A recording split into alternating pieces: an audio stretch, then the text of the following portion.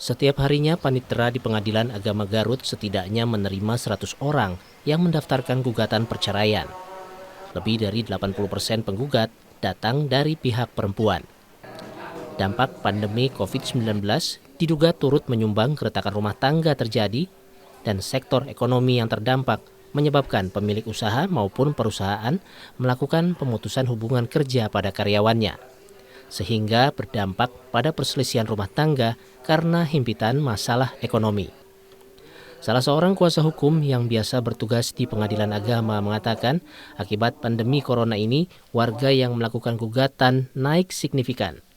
Dalam sehari, para penasihat hukum yang biasa bertugas di Pengadilan Agama rata-rata menangani kasus belasan hingga puluhan orang. Seperti apa itu, Pak? Untuk Kabupaten Garut ya, misalnya di Pengadilan Agama Garut untuk masa perceraian itu selama masa pandemi COVID-19 ada peningkatan signifikan. Kebanyakan yang mengajukan gugatan itu dari pihak perempuan dan terutama faktornya itu ekonomi dari pihak perempuan itu. Contoh halnya seperti perselingkuhan, pihak ketiga, ataupun mungkin KDRT. Ujung-ujungnya merujuk kepada ekonomi, faktor ekonomi saja. Sementara itu, Wakil Ketua Pengadilan Agama Garut, Asep Ali Nurdin, mengatakan dalam 2 tahun terakhir, angka perceraian di Garut cukup tinggi. Jumlah perkaranya bisa mencapai 5.000 sampai 6.000 perkara setiap tahunnya. Usia yang produktif. Memang usia produktif.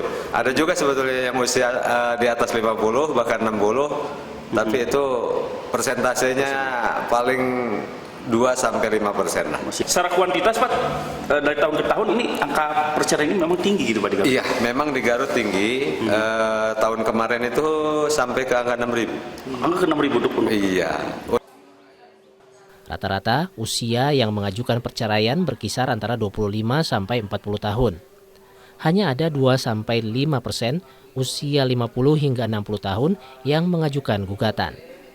Tingginya angka persidangan membuat Pengadilan Agama Garut cukup kewalahan, hingga kekurangan panitera, pengganti, dan petugas jurusita.